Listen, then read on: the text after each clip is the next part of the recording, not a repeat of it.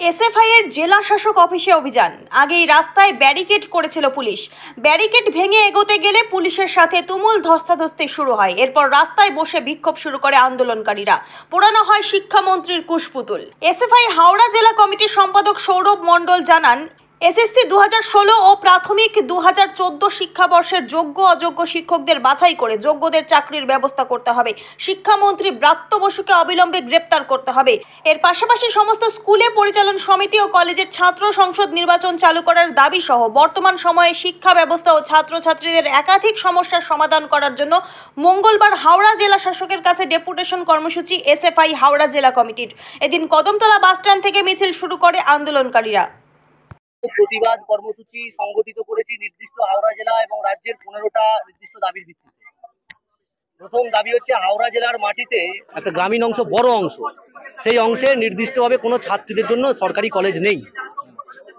অবিলম্বে গ্রামীণ অংশে আমাদের ছাত্রী সরকারি কলেজ প্রতিষ্ঠা করতে হবে। এক। দুই হচ্ছে হাওড়া জেলার মাটিতে 287টা সরকারি স্কুল বন্ধের পরিকল্পনার রূপরেখা রাজ্য সরকার তৈরি করেছে।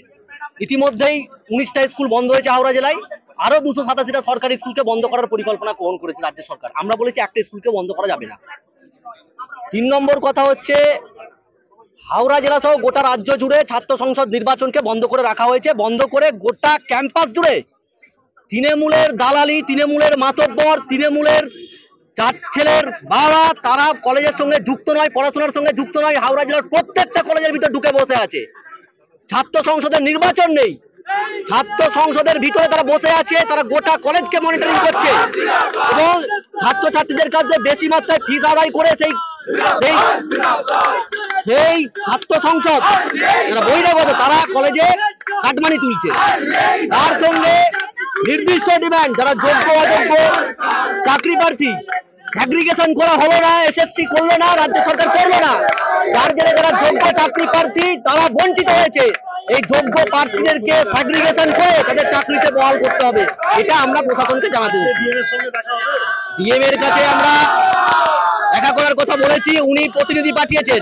আমরা বলেছি প্রতিনিধিকে দেবো না, ডিএম কে নিজেকে নিতে হবে, কারণ ডিএম সারা জেলার মাথা, তাকেই শুনতে হবে আমাদের কথা। আমরা অন্য কাউকে দিয়ে কথা শোনাতে রাজি নয়। হ্যাঁ, স্মারকলিপি জমা দেওয়া হবে। কত পয়েন্ট ডিমান্ড? 16টা, মোট 15টা ডিমান্ড আমাদের। মোট 15টা পয়েন্টের ডিমান্ড। পুলিশ প্রশাসন হচ্ছে তৃণমূলের দলদাস।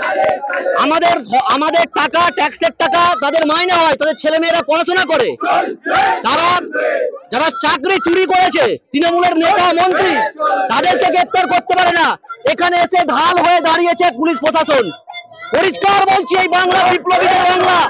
যদি আজকের দিনে পুলিশ প্রশাসন মনে করে যে গুটি কয়েককে দাঁড় করিয়ে বেঁচে যাবে, তাহলে বলছি আগামী দিনের লড়াইটা ডিএম অফিসের ভেতর পর্যন্ত যাবে। তার জন্য প্রশাসন প্রস্তুতিটা নিয়ে নি। আমার নাম সৌরভ মণ্ডল, এসএফআই হাওড়া জেলার সেক্রেটারি।